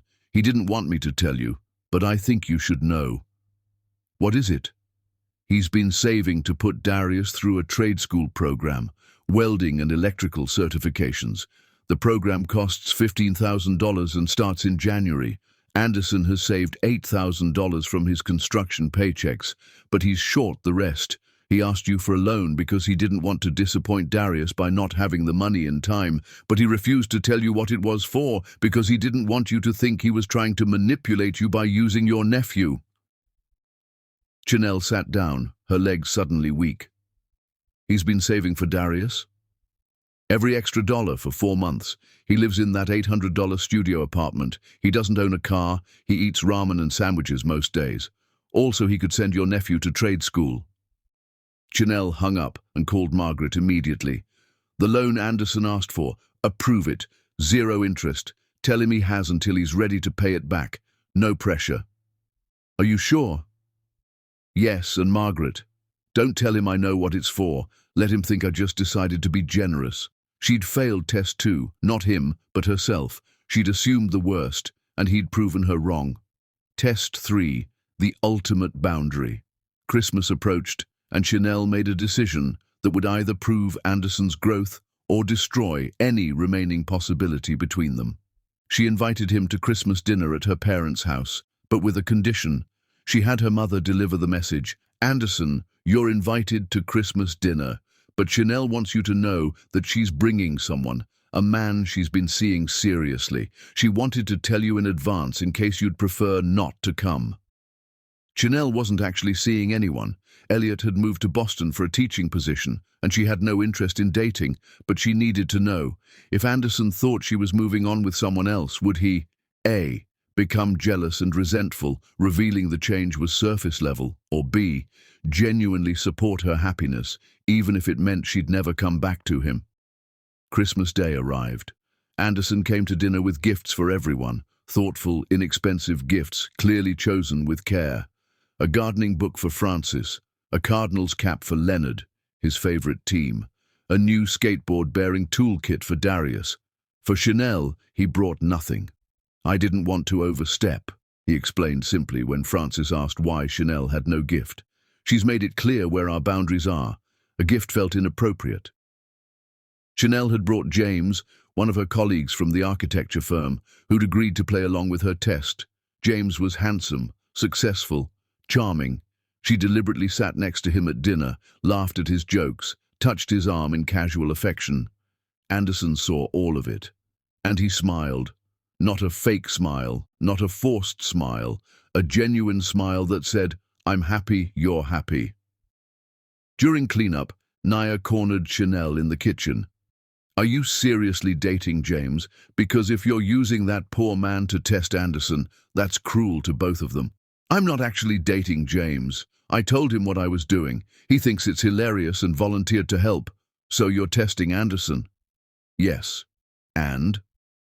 Chanel looked through the kitchen doorway at Anderson, who was helping Darius set up the new toolkit, explaining each tool's purpose with patience and detail. "He's not jealous. He's not resentful. He genuinely seems happy for me." "So he passed?" "He passed." That night, as guests were leaving, Anderson approached Chanel privately for the first time all evening. "I wanted to tell you," he said quietly, "that James seems like a good man. He's respectful, intelligent, clearly successful. If he makes you happy, I'm glad." Chanel searched his face for any trace of deception.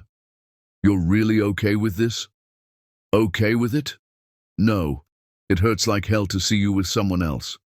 But you deserve to be happy, Chanel. You deserve someone who treats you the way I should have from the beginning.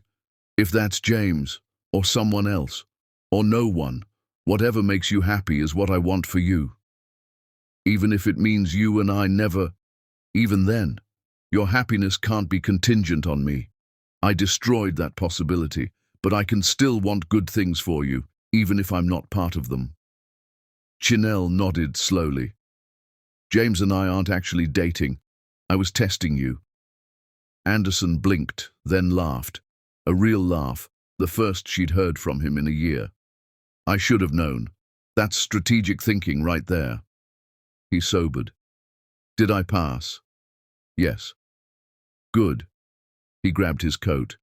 "Merry Christmas, Chanel. Thank you for letting me be part of your family's celebration." He left, and Chanel realized something terrifying. She was running out of tests. Anderson was passing every single one, which meant she'd eventually have to face the question she'd been avoiding for months. If he'd truly changed, if the transformation was real and permanent, what was she going to do about it? Chapter 8. The Awakening of Her Heart. The hardest part of healing isn't forgiving the person who broke you. It's admitting you never stopped loving them, even when they didn't deserve it. January arrived with brutal cold and crystal-clear skies. Chanel threw herself into work with obsessive focus. The Riverside Cultural Center was ahead of schedule. Her firm had been approached by 2 new clients for major projects, and she'd been invited to speak at an international architecture conference in Barcelona. She was thriving professionally, but emotionally, she was a mess. Because she couldn't stop thinking about Anderson. Not the Anderson who'd fainted on Isla's floor, not the billionaire CEO who'd been too insecure to communicate, but this new Anderson, the one who showed up consistently, who passed every test, who seemed genuinely transformed. She hated that she thought about him, hated that her traitorous heart had started to soften, hated that she caught herself looking for him at family gatherings, listening for updates from Vivian, wondering what he was doing. Her therapist, Dr. Sarah Okonkwo, confronted her about it during their weekly session.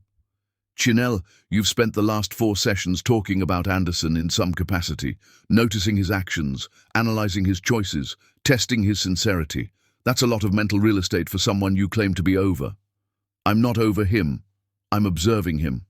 Are you? Or are you looking for a reason to let yourself feel what you're terrified to feel? Chinel went quiet. Dr. Okonkwo leaned forward. What are you afraid of? That he hasn't actually changed. That this is all temporary. That if I let myself believe in him again, he'll destroy me worse than he did the first time. Those are valid fears. But I want you to consider something else. What if he has changed? What if this transformation is real? What are you afraid of then? Chinel's voice was barely a whisper. That I'll have to forgive him. That I'll have to acknowledge he's become the man I always needed him to be. And that means facing how much it still hurts that he couldn't be that man when we were together. Bingo. Chinel wiped her eyes. How do I know if it's real? How do I know if he's actually changed or if he's just gotten better at pretending? Time, consistency, and trusting yourself to recognize the truth when you see it. Dr. Okonkwo handed her a tissue. You've been testing him for months. What have you learned? That he's consistent, that he doesn't ask for anything, that he genuinely seems different. So, what's the next step? I don't know. I think you do. You're just scared to take it.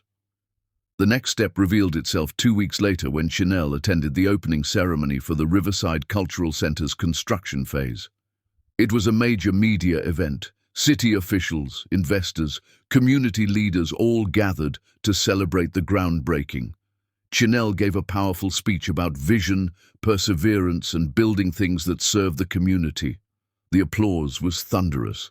After the ceremony, as she was talking with the mayor, she saw Anderson in the crowd. He was wearing his construction gear.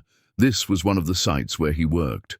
He was part of the crew that would actually build her design. Their eyes met across the space. He smiled at her with pure pride, then went back to work setting up safety barriers. Something about that moment broke open inside Chinel. He wasn't there for show. He wasn't there to manipulate her attention. He was there doing honest work, building her vision with his hands, celebrating her success from a distance without needing recognition. She excused herself from the mayor and walked over to where Anderson was working. You're on this project? He looked up, surprised. Yeah, started last week. I didn't know if you knew. I didn't. Chinel gestured at the construction site. You're going to build my design? I'm going to help build it.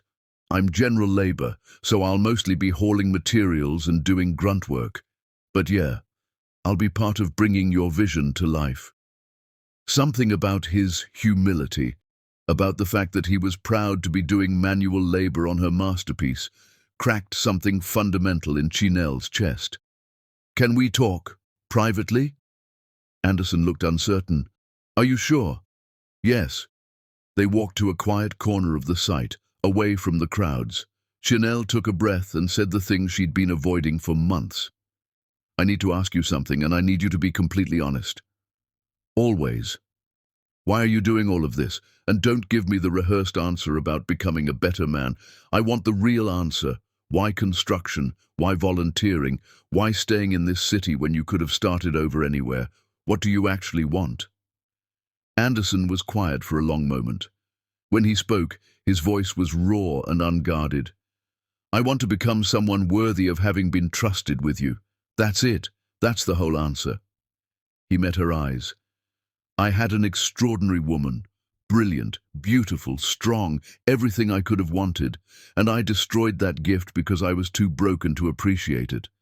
Every day since then, I've been trying to become the man who deserved that gift. Not to get it back, just to become worthy of having had it at all. That's not a real goal, Anderson. You can't build a life around becoming worthy of something you already lost. I know, but it's the only thing that made sense to me. Without that North Star, I'd have just drifted. He ran a hand through his hair. You asked for honesty. Here it is. I'm terrified every single day that this change isn't permanent, that I'll wake up one morning and be that selfish, insecure asshole again. So I work construction because it keeps me humble. I volunteer at shelters because it reminds me that privilege is temporary. I go to therapy twice a week because I need someone to call me on my bullshit if I start slipping. And I stay in this city, in your orbit, because you are the measuring stick. If I can look at your success and feel proud instead of threatened, if I can watch you thrive and want nothing from you except your happiness, then I know I'm actually changing. Chanel felt tears threatening. What if I told you that you're not measuring up, that all of this work is pointless because I'm never going to forgive you? Then I'd keep doing it anyway, because the point isn't your forgiveness, Chanel. The point is becoming someone who doesn't need forgiveness to know he's doing the right thing. A tear escaped. Chanel wiped it away angrily. I hate you for this. For what? For becoming who I needed you to be, for making me question everything, for being so goddamn consistent that I'm running out of reasons to keep you at a distance. Anderson's eyes widened.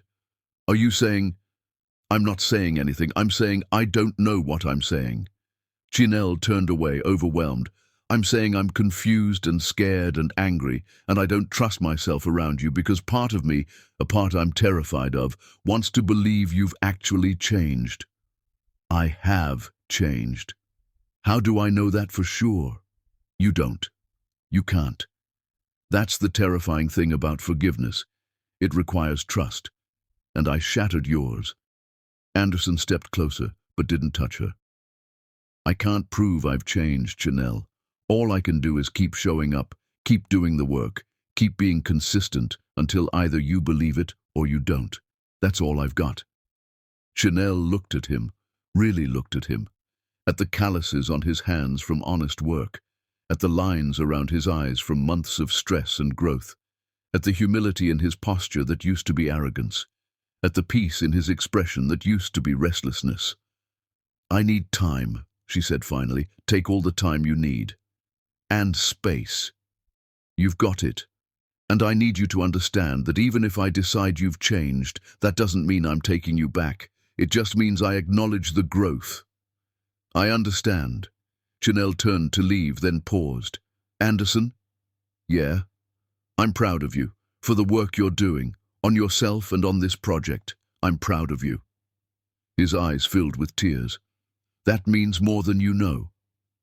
Chanel walked away, her heart pounding, her mind racing. She'd just admitted, out loud, that she was considering the possibility that he'd changed, which meant she'd also admitted that her heart was still involved, and that was the most terrifying revelation of all. That night, Chanel sat in her therapist's office having an emergency session. I think I still love him, she said, the words tasting like betrayal. I think some part of me never stopped loving him, and I hate myself for it. Dr. Okonkwo's voice was gentle. Why do you hate yourself for still loving him?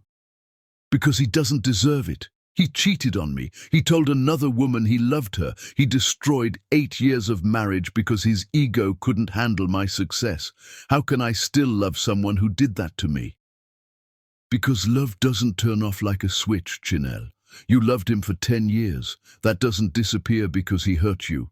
The question isn't whether you still love him. The question is, what are you going to do about it? I don't know. Let me ask you this. If Anderson hadn't changed, if he was still the man who fainted on Isla's floor, would you still love him? No. God, no. So you don't love that man. You love the man he's becoming. Chanel sat with that for a moment. What if he reverts? What if I let myself believe in him and he goes back to who he was? That's a risk. But Chanel, listen to me. You can't punish someone forever for who they used to be. At some point, you have to decide whether to acknowledge who they've become. That doesn't mean forgiving them. That doesn't mean taking them back. It just means seeing them clearly. And what if I see him clearly and realize I do want to try again? Then you set boundaries. You go slowly. You protect yourself while giving the possibility a chance. There's no rule that says forgiveness has to be all or nothing. Chanel left the session with more questions than answers. But one thing was clear. She couldn't keep pretending she felt nothing. She felt everything. And that was the problem. Chapter 9. The precipice of choice love doesn't heal betrayal. Truth does.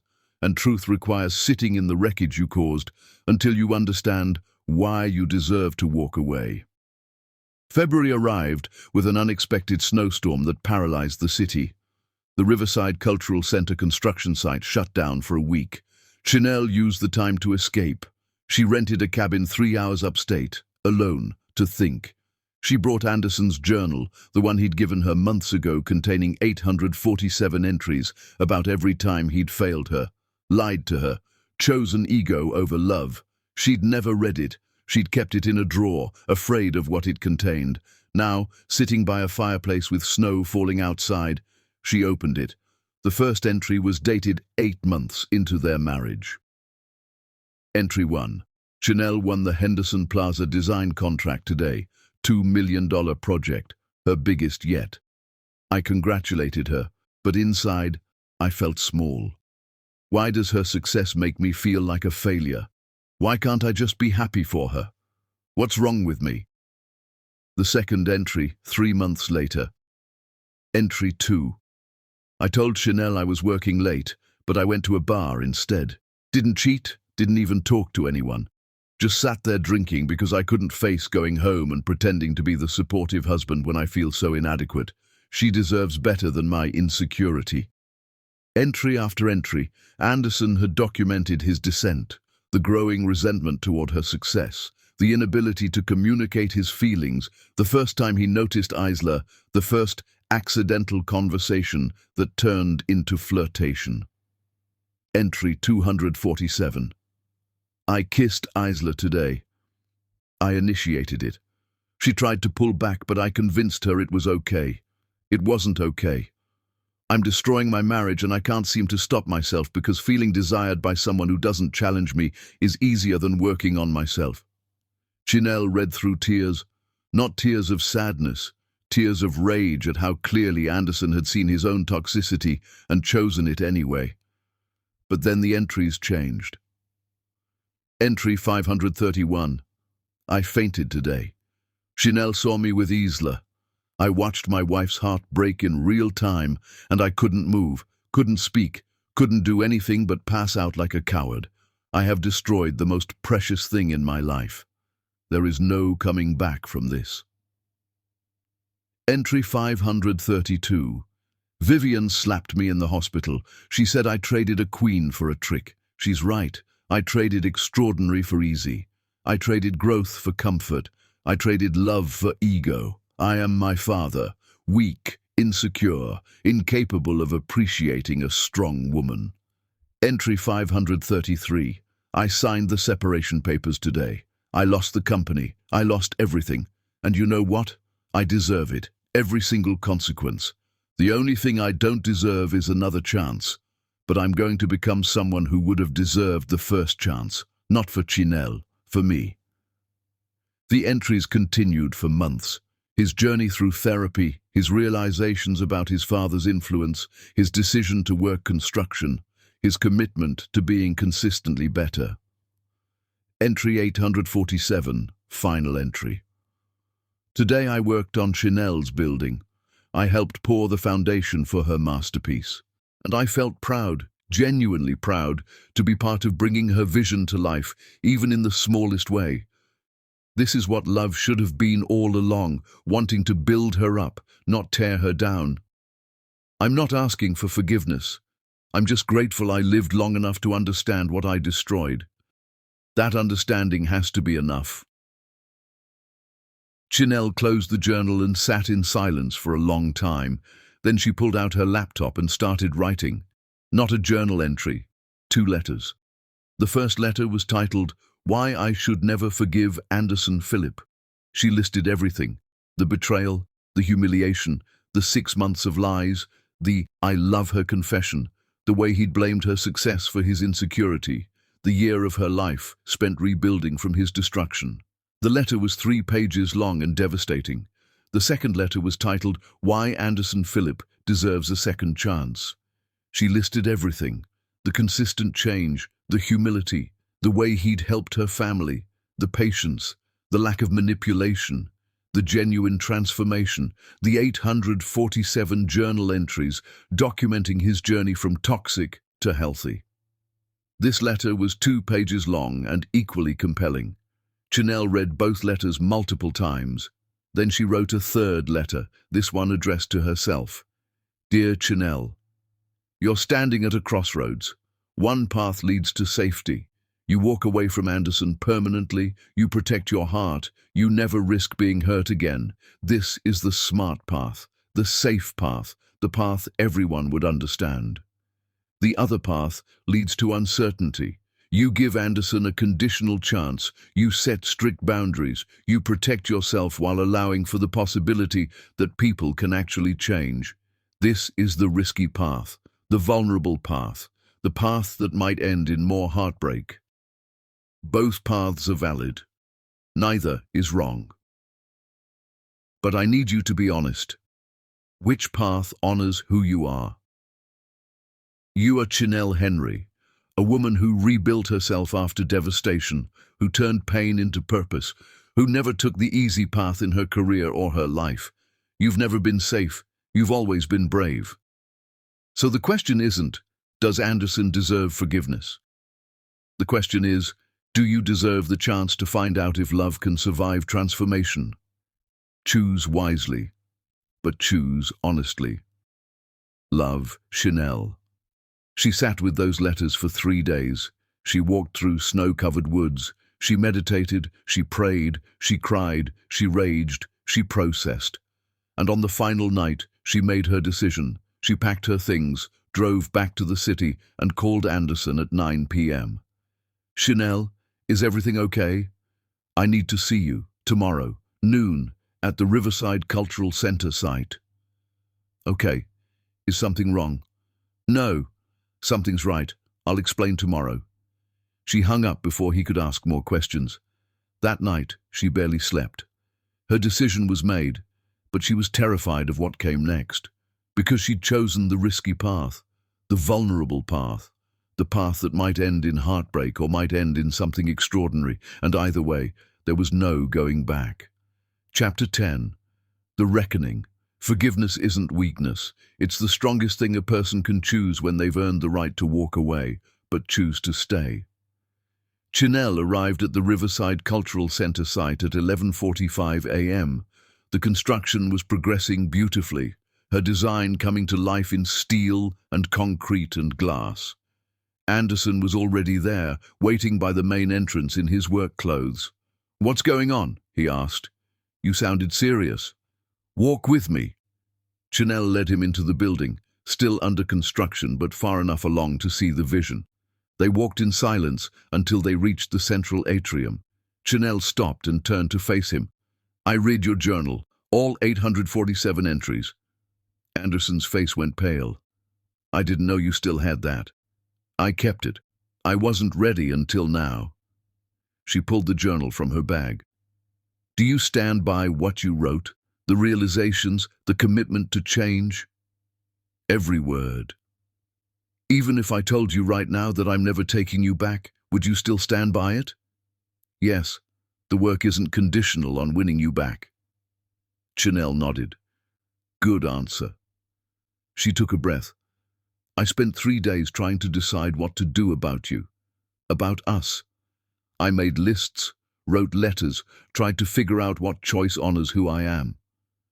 She looked around at the building. "Then I realized this entire building is a metaphor for what you're asking me to consider." "What do you mean?" "This building was built on a damaged, unstable foundation. Everyone said tear it down and start over, but I saw possibility.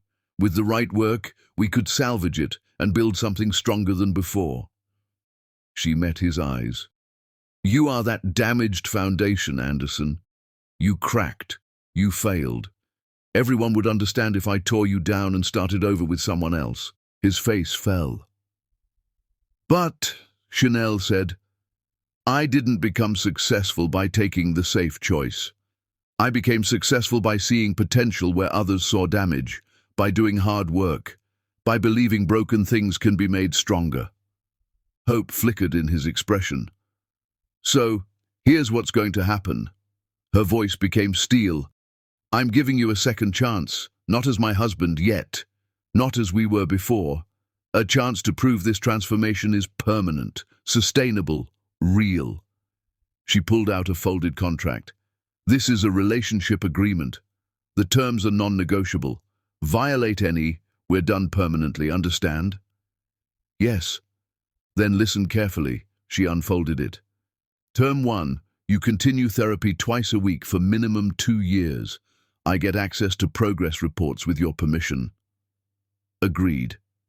Term 2, you maintain your current lifestyle, construction work, modest apartment, volunteering. You prove humility isn't a phase. Agreed. Term 3, we date, like strangers. We rebuild trust one moment at a time. You earn back every piece of my heart you shattered. Agreed. Term 4, you never blame me for your insecurities again. If you feel inadequate, you communicate like an adult. You don't punish me for being extraordinary. Agreed. God, yes. Term 5, if you ever cheat again or give me reason to doubt you, I don't just leave. I erase you so completely you'll wish you'd never met me. Clear? Crystal clear. Finally, Term 6. This is conditional. I'm giving you opportunity to prove you've changed. But I'm not promising forever. I'm promising a chance. What you do with it determines everything. I understand. She handed him the contract. Sign it. Anderson signed without reading, trusting her completely. Now, Chanel said, her voice softening slightly, I need you to understand something.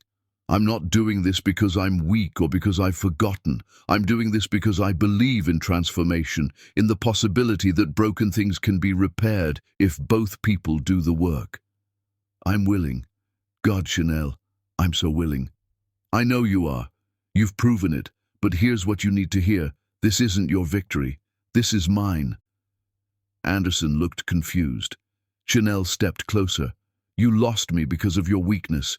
You're getting this chance because of my strength, because I'm strong enough to see you've rebuilt yourself, because I'm brave enough to risk my heart when I could have stayed safe. This chance, it's not about you being worthy. It's about me being extraordinary enough to believe in transformation. Tears ran down Anderson's face. You are extraordinary. You always were. I know. Chanel's smile was fierce. And you're going to spend every day proving you know it too. Not with words, with actions, with consistency, with love that builds up instead of tearing down. I will. I swear on everything I will. She pulled out a key. This is to an office on the 3rd floor. It's yours. Anderson stared. What? You said you wanted to help build my vision. So do it. This space is for a community mentorship program, teaching construction trades to at-risk youth. You'll run it.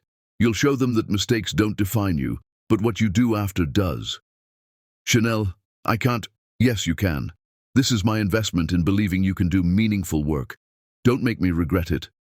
Anderson took the key with shaking hands. I won't, I promise. Good. Chanel stepped back.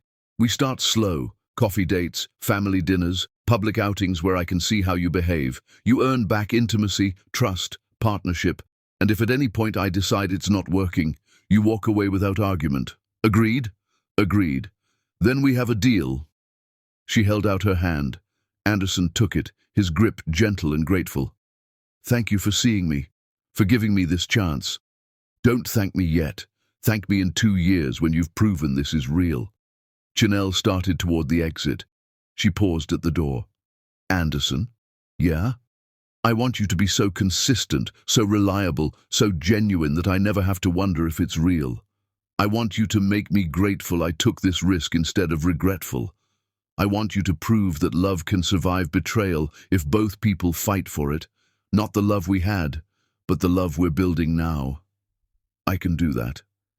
Then do it. Every single day, starting now. Chanel walked out into February sunshine, her heart pounding, her soul lighter than it had been in a year. She'd made her choice.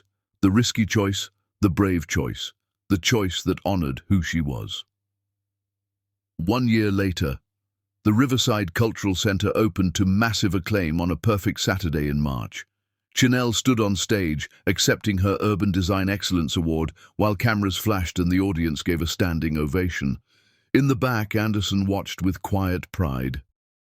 He'd spent the year proving himself, coffee dates that became dinners, Family gatherings where he showed up consistently, therapy sessions yielding real growth, moments where Chanel tested him and he passed every time. They hadn't moved in together. They hadn't rushed. They were rebuilding, slowly, carefully, with intention.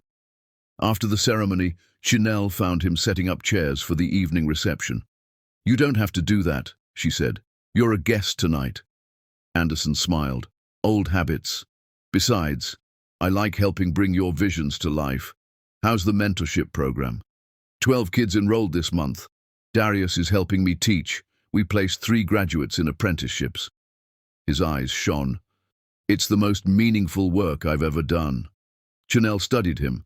Once a billionaire CEO, now finding purpose teaching teenagers. "I'm proud of you. That still means more than anything." After a moment, Anderson spoke quietly. "Can I ask you something?" "Always." "Where are we? I know we're dating, rebuilding, but where do you see this going?" Chanel turned to face him fully. Fair question. They'd been in this conditional relationship for a year. He'd passed every test, met every expectation. "Here's what I know," she said carefully. "You've changed. This version of you is real.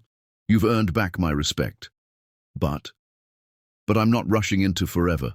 The woman you betrayed would have rushed because she was desperate to believe in happily ever after. The woman standing here now knows love isn't a destination, it's a daily choice. I'm choosing you daily, but I'm not ready to put a ring back on or make grand declarations."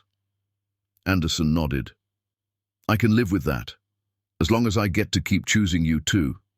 "You can. And maybe, in another year or 2 or 5, I'll be ready for more. Or maybe this is exactly what I need. Partnership without legal entanglement, love without codependence. And you need me to be okay with that uncertainty." "Yes." Anderson took her hand, a gesture earned over months. "Then I'm okay with it, because being in your life in any capacity is better than having lost you completely." Chanel squeezed his hand. "Good answer." They were interrupted by guests arriving. Chanel released his hand. "We should get ready." "Yeah." Anderson hesitated.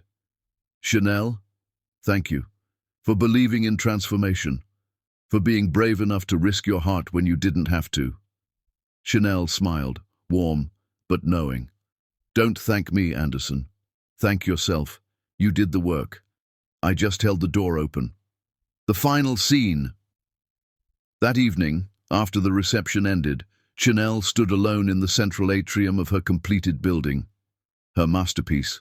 Anderson found her there, 2 glasses of champagne in hand. He offered one silently. She took it. They stood side by side, looking up at the architecture. "You know what this building represents?" Chanel asked quietly. "What?" "Proof that broken foundations can be repaired, that devastation can become beauty, that rebuilding is worth it, if you do it right." Anderson understood. "And am I rebuilt correctly?" Chanel looked at him, really looked, at the man who'd destroyed her, then rebuilt himself into someone worth knowing, at the humility that used to be arrogance, at the peace that used to be restlessness. "You're getting there," she said honestly. "Every day, you're getting closer." "Is that enough? For now?" "Yes. Ask me again in another year." Anderson smiled, accepting and patient. "I can do that." They clinked glasses, the sound echoing in the empty atrium. "To second chances," Anderson offered. Chanel shook her head. "No, to earned chances, to transformation, to doing the hard work of becoming who you should have been all along." "To that," Anderson agreed. They drank together, standing in the building she'd designed, on terms she'd set, with boundaries she'd established. And Chanel Henry, architect, visionary, betrayed wife, and now a woman learning to trust again, felt something she hadn't felt in 2 years. Hope. Not naive hope that believed love conquered all without work, but informed hope. Cautious hope. Hope that knew love required daily choice, consistent action, and courage to believe people could change while maintaining wisdom to protect yourself if they didn't. "Same time next week for dinner?" Anderson asked. Same time, Chanel confirmed. Bring your therapy progress report.